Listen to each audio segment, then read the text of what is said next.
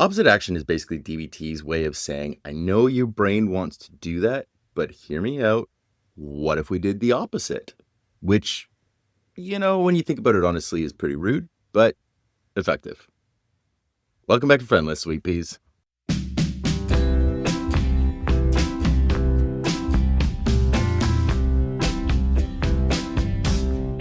I'm your host, James Avramenko, and this is episode 6, Emotional Regulation Part 2.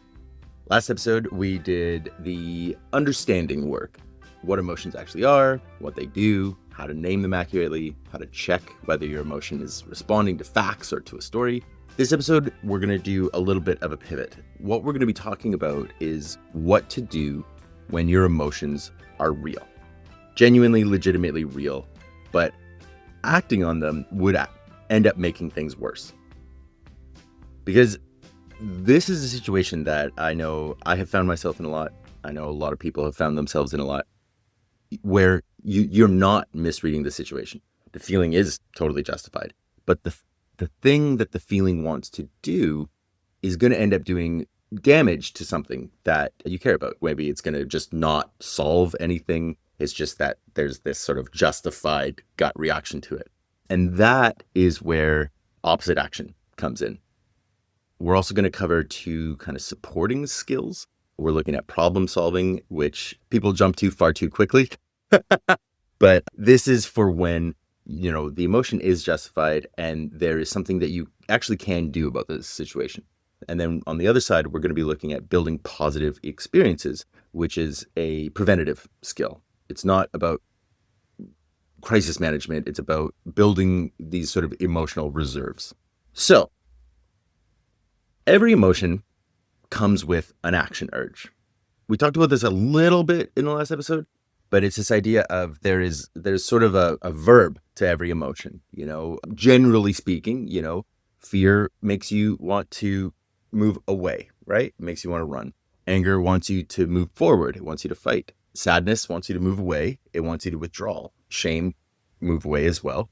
Makes you want to hide, right? And sometimes those urges totally make sense.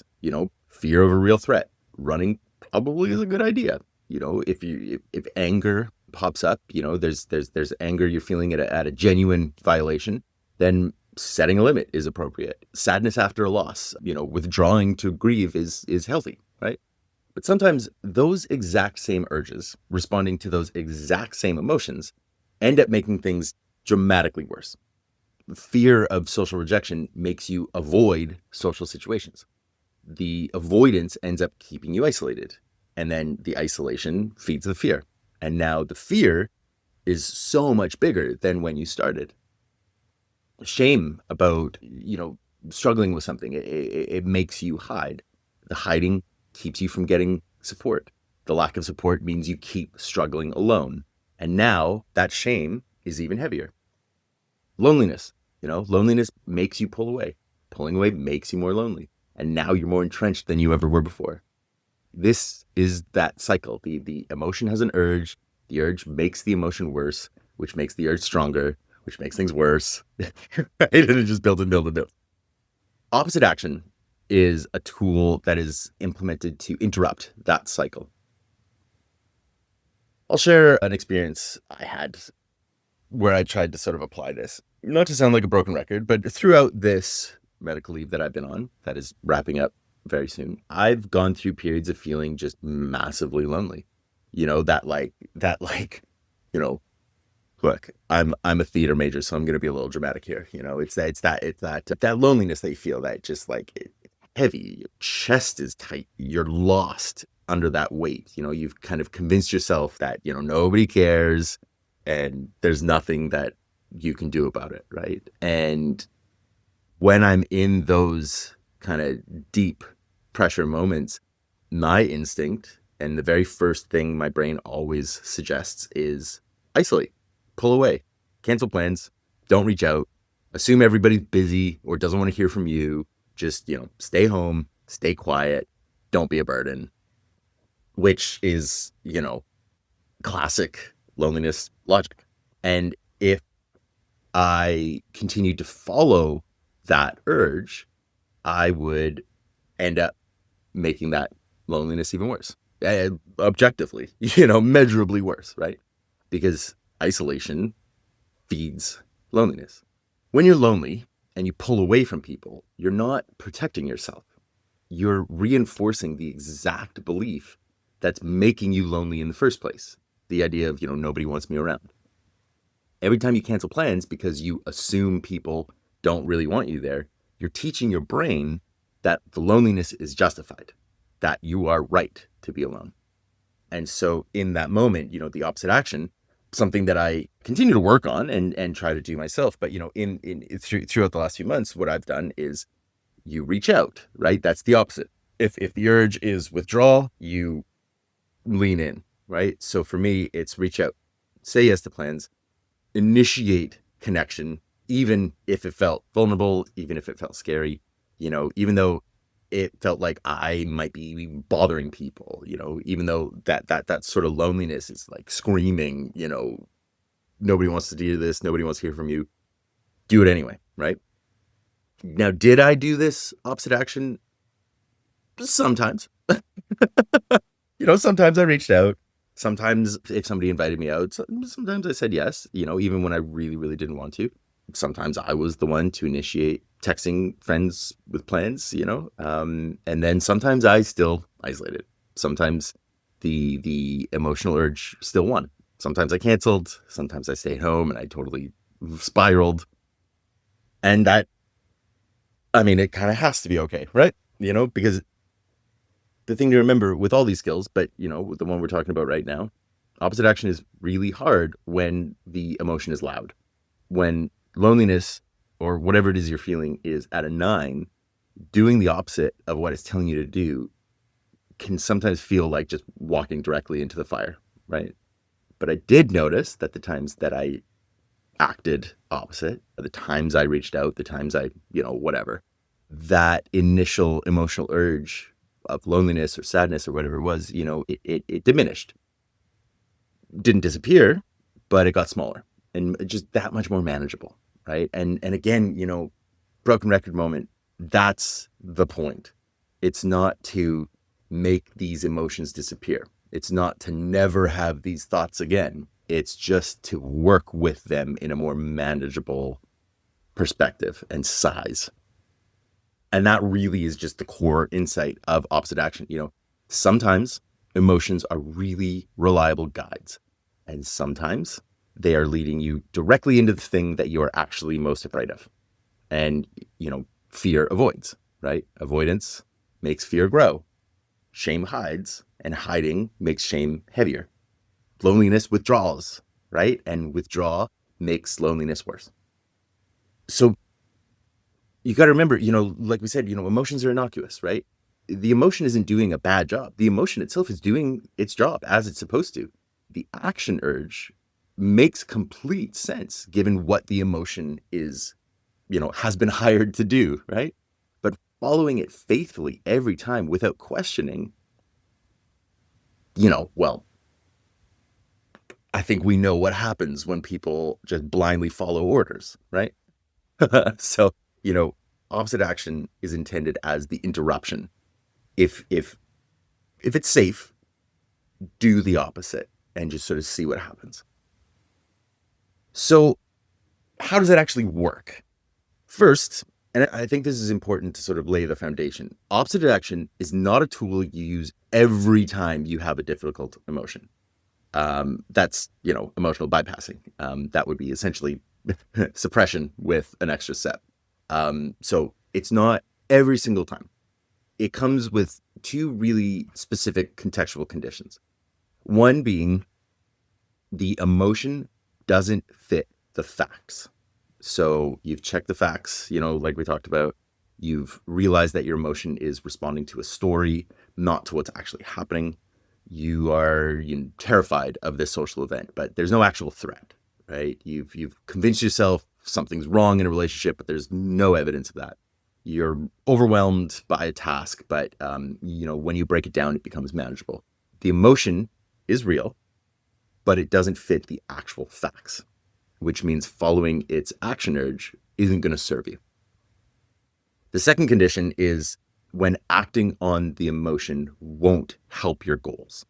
So even if the emotion is justified, the anger is real, the hurt's real, the situation is genuinely bad, acting on the action urge is going to damage something you care about. So you're furious at a friend who said something really hurtful. And, the anger fits, but yelling at them is going to damage the friendship, and you want that connection. So the anger is justified, but the action urge isn't serving your goals. So you're going to use opposite action when one of these conditions is true. If your emotions fit the facts and the action urge serves your goals, that's, just a justified emotion with an appropriate response. No need to do the opposite, right? Okay. So you only use opposite action when one of these conditions is true. If your emotion fits the facts and the action urge serves your goals, that's just a justified emotion with an appropriate response. No need to do the opposite. So when you've decided opposite action is the right call, how do you actually use it? Step one is identify the emotion. What are you actually feeling specifically? We talked about naming, right? So don't just say I feel bad, but name it. I'm angry, I'm upset about whatever, right? Next is identify the action urge. What does the emotion want you to do, right? So I'm feeling fearful of this event, so I'm feeling like I should avoid it. I'm feeling angry at this person. I feel like I should attack or snap or lash out, whatever.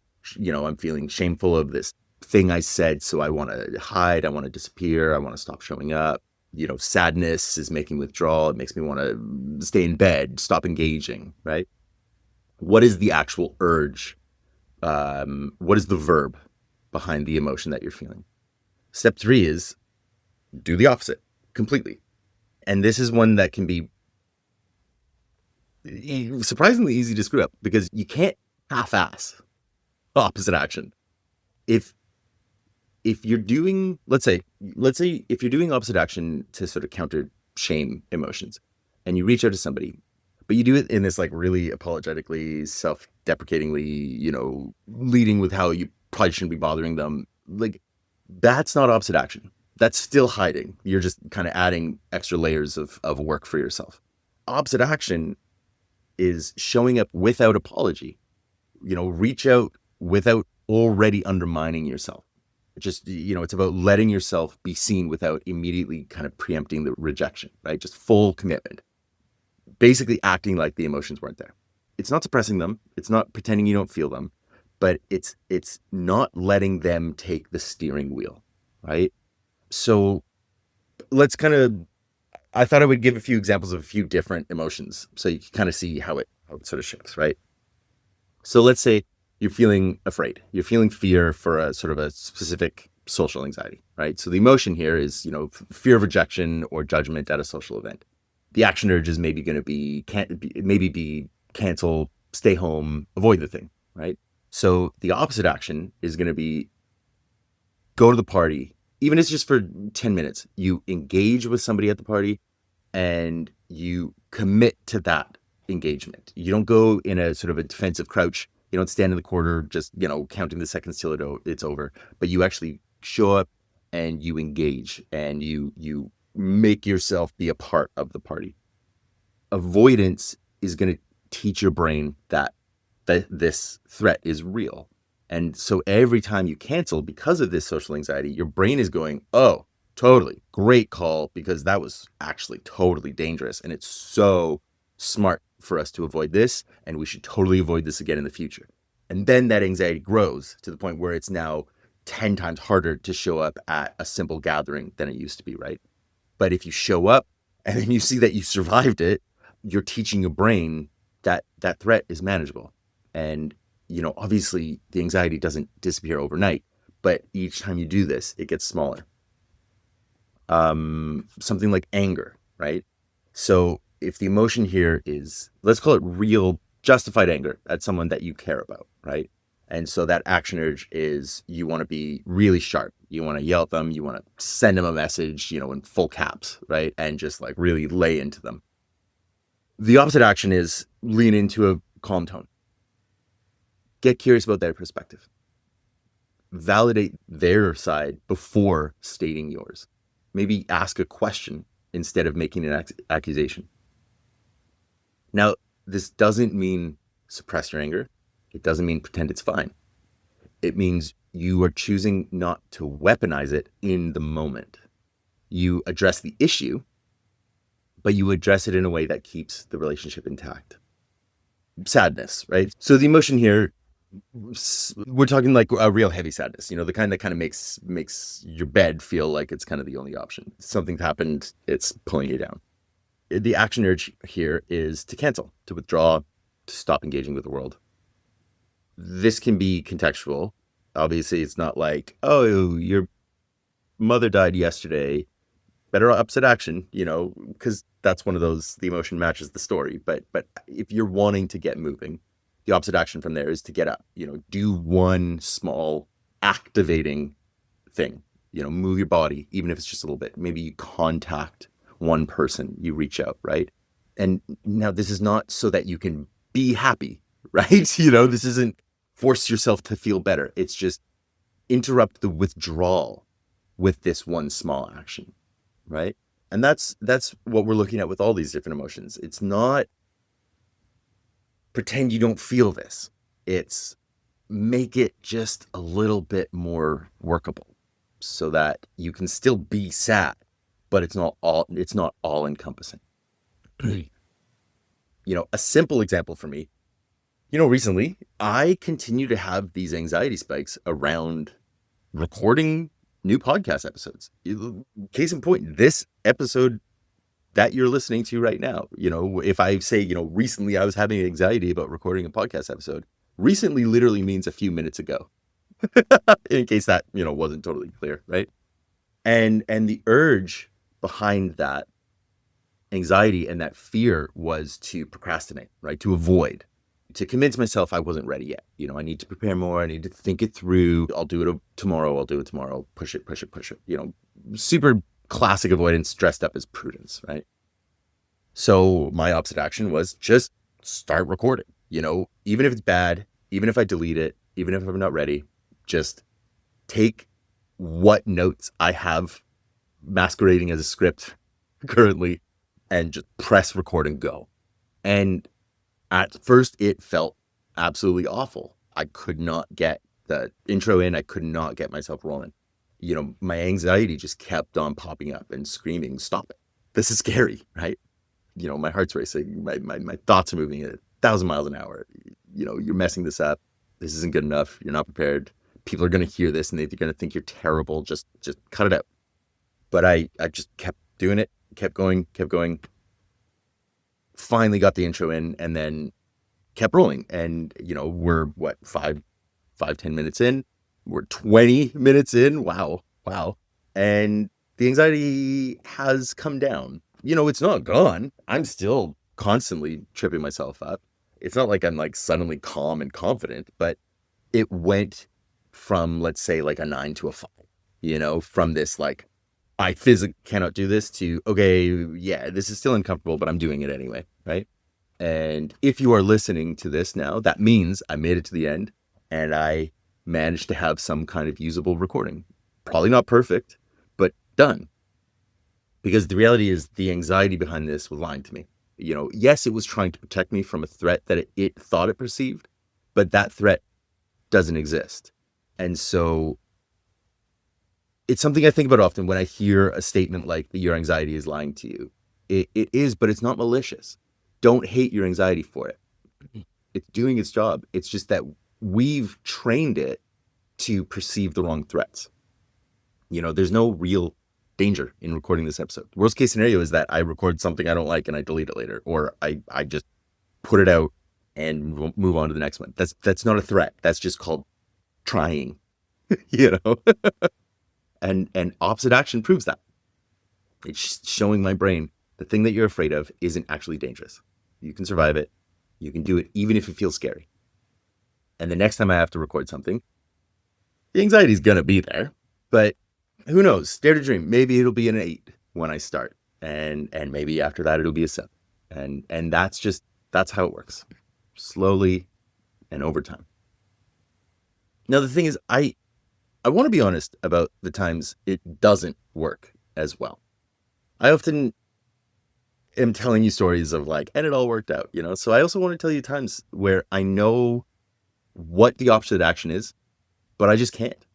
You know, it's moments when that sort of ingrained shame is so loud and the urge to hide is so present, and I know I should just reach out. I know reaching out will help. And I know that the isolation is just going to make things worse, but reaching out, you know, I described it as it feels like walking into a pit of fire, right? It feels like exposing myself to the exact same thing that I'm afraid of in that moment. Rejection, judgment, you know, confirmation that I was right to feel ashamed in the first place. And yes, there are moments where I can push through that and I can reach out. But sometimes it can't happen. Sometimes the emotion is too loud. Sometimes the stakes are just too high. And sometimes even knowing exactly what I should do, my body just refuses to cooperate. And I am continually learning that that is okay. Opposite action isn't about perfection. It's not about winning every single time. It's not about never letting the emotion win, right? You know, if anything, it's about not being in competition with your emotions, but that's a digression. It's about slowly building the muscle to act against unhelpful urges. Some days you have the ability to do the hard thing. Some days you don't. And both of those days are part of the same practice. Sometimes you do it, sometimes you don't. Either way, you are learning. Because, you know, even when I don't do the opposite action, even the times when I do hide and I know I should be doing whatever, I'm still building a level of awareness. I'm still noticing the pattern. I'm still seeing the choice, even if I can't make it in that moment, right? You know, awareness is half the battle, right? Isn't that what, you know, G.I. Joe said, you know, and now you know, and knowing is half the battle? That's some real solid advice right there. Probably the only piece of advice to take from those end of episode vignettes, but anyway.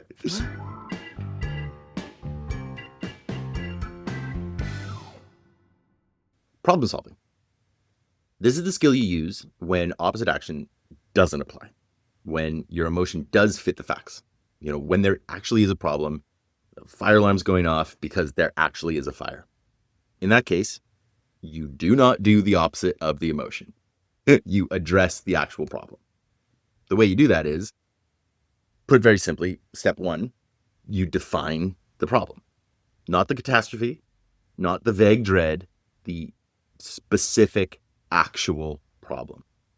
Not, oh, my life is falling apart, but what specifically is having trouble right now? What's the one concrete thing that is wrong? So it's not, I'm failing at everything. It's, what specifically are you behind on? What is the task or the solution? Oh, didn't complete this. Oh, I need to work on that, right? Getting really specific. It takes the problem from being overwhelming to being workable. Step two is you break it down into pieces, as small as you need them to be. What are the absolutely smallest actionable steps? Not the full solution, not fix everything, but what are the actual component parts? So if it's a work deadline, what are the pieces of that deadline? What can you do today? What can you do tomorrow? What still needs doing? What incremental progress can you make? You know, is it, if it's relationship conflict, you know, what are the specific issues? What's one thing you can do or you can ask about right now?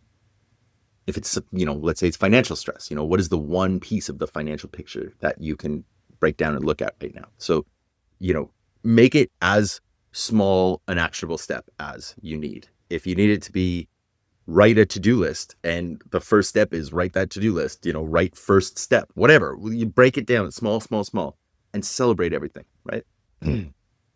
Step three is you then choose one step and you do that. You don't solve everything.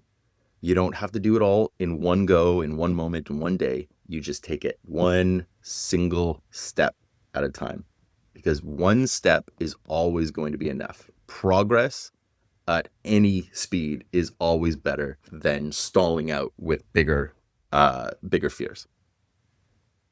For me, I recently had a big spiral out around money a couple weeks ago. I had just had this really big catastrophic vision in my head of, I'm going to run out of money. I'm going to be homeless. I'm going to lose everything. Just total financial collapse, ruin, apocalyptic, everything. Right. And then I actually just sat down and I broke it down and I made myself look at the actual pieces instead of the overwhelming feeling.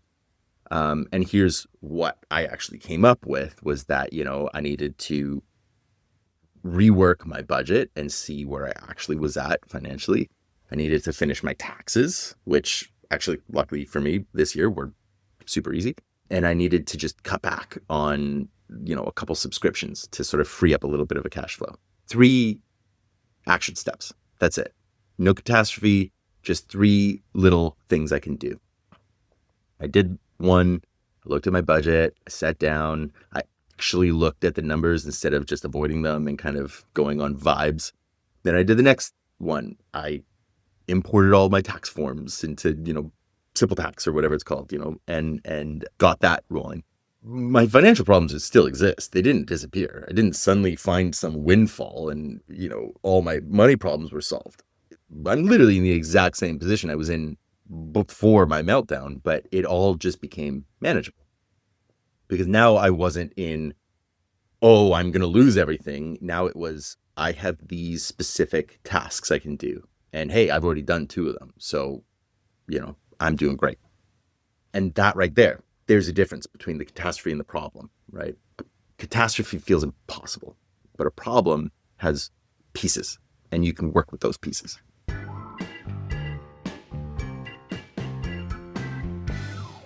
Last skill of the week. And this one is a little bit different from almost everything we've covered so far. Because everything else in this module has been reactive, right? An emotion arrives, what do?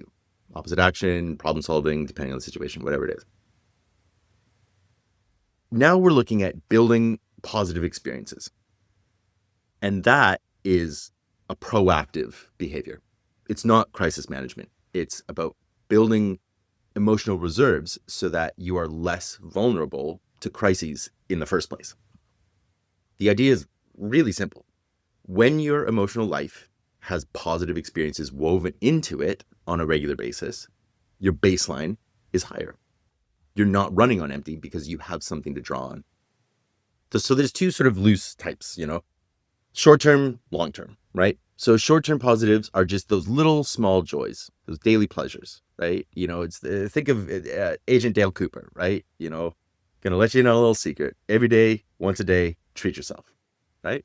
The things that give you that moment of genuine ease or delight or comfort. It can be a cup of coffee, it can be a song that shifts your mood, just 5 minutes outside, texting somebody you love, petting your cat, a YouTube video that really makes you laugh, whatever. These don't need to be big.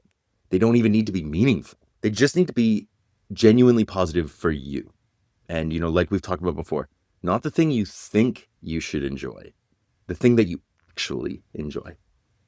And then the other side is long-term positive. So these are things that are building meaning over time.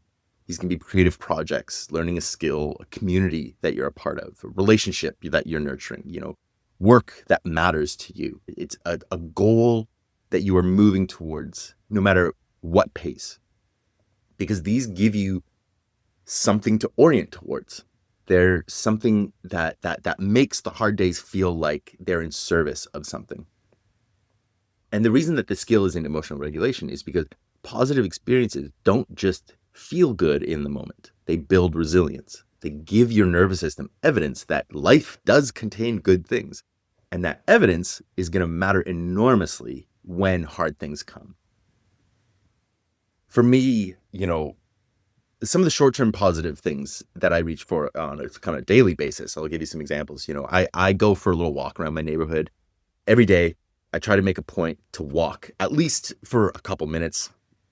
Sometimes it ends up being literally like 2 minutes around just my block. But, and I use this for really a variety of reasons, but I always make sure I go.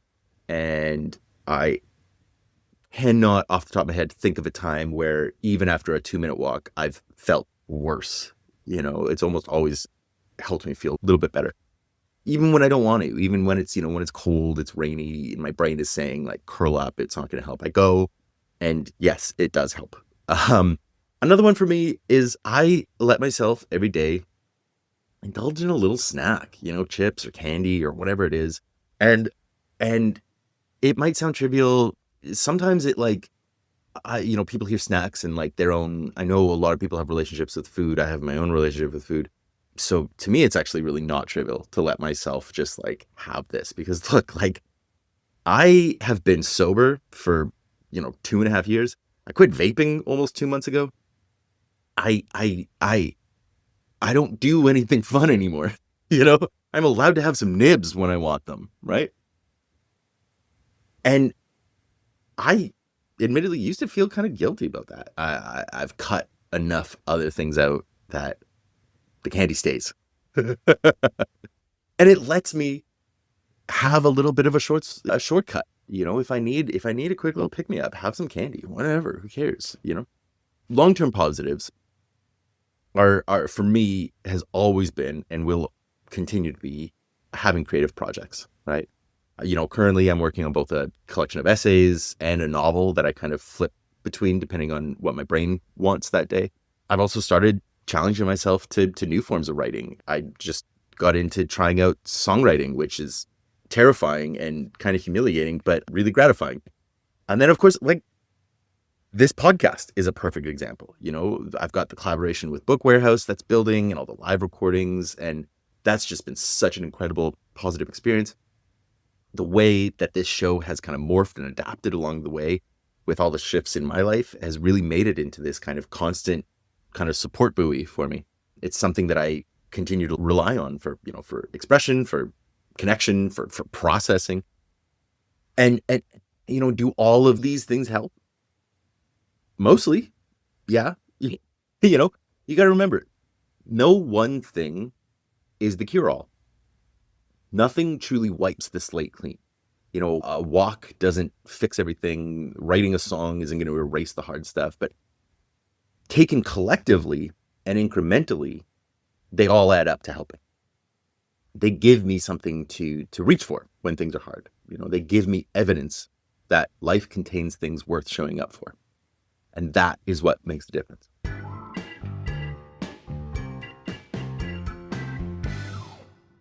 Okay.